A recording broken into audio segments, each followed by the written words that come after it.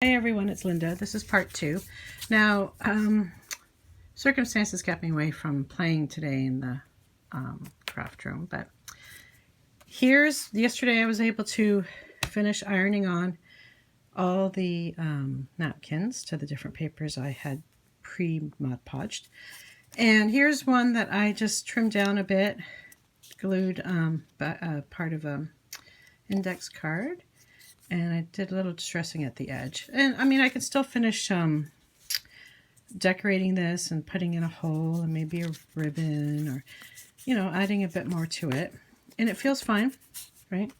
They all feel fine, but the problem is when it's just one piece of book page, it's still pretty thin. So some of them were, like, look at that pineapple. Isn't that gorgeous? I could fussy cut that out, right? But I left it for like that for now. Yes, I trimmed them all down. Now, the two things I learned was, one, I should use a bit more Mod Podge on the paper when I'm preparing it. It's not that I went really super thin. I just didn't, I just think I could have used more, that's all. And when I'm ironing it, iron it for longer. I think after a while, when it starts to get hot, you can smell the Mod Podge, it starts to really melt it, and I guess that's what makes it adhere to the paper, right? Is the heat activating the Mod Podge. Well, I'm thinking more Mod Podge and longer time ironing, and that should work. You still have to, don't tear paper if you see extra bits at the side, because it turns out edges don't always seem to glue down as well. I don't know if that's just a coincidence, and not all of them were like that, but it's best to use scissors. I used my big Fisker's rotary trimmer, and it never teared any of the napkin.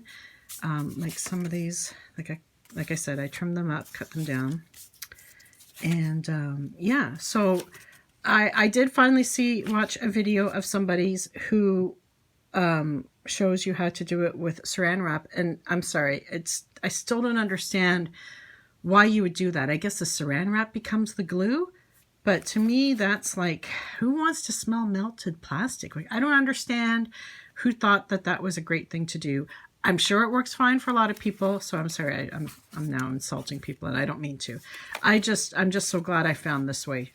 I think this way is better. I don't need to use up plastic wrap either, right? So because we all have a ton of Mod Podge that we collect at the dollar stores when we find it there.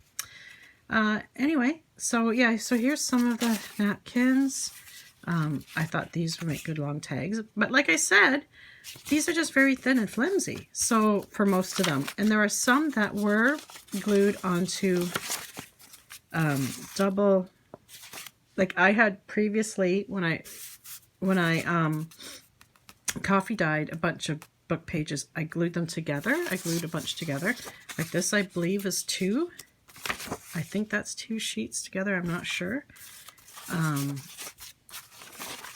Anyway, those, I just think that those worked better. I mean, look at I love this one. Like, isn't that nice? Right? You can see the writing through it. This one was just glued onto regular copy paper. Yeah. I can't seem to, oh, here's one. Here is one. You can really feel the difference when that is 2 sheets glued together. So what I need to do, if you can see the way that the design of the napkin is, I can just trim it along there, which I will do. I have another one like that. But yeah, so I just thought these did turn out great. Now I have to figure out what the heck to do with them. But like I showed you, I made a tag. But most of them do have to be stiffened up, and yeah, sorry, my mind's going ahead of my mouth again.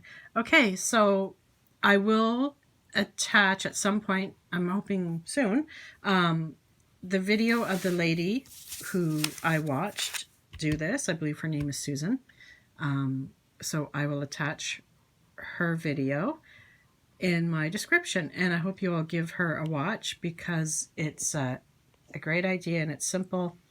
And yeah, so now I need some new napkins, some more fun ones. I'd love to find vintage ones, but my Dollarama has like the worst selection ever. Anyway, so I hope everyone's having a great day, and I'll talk to you guys later. Bye.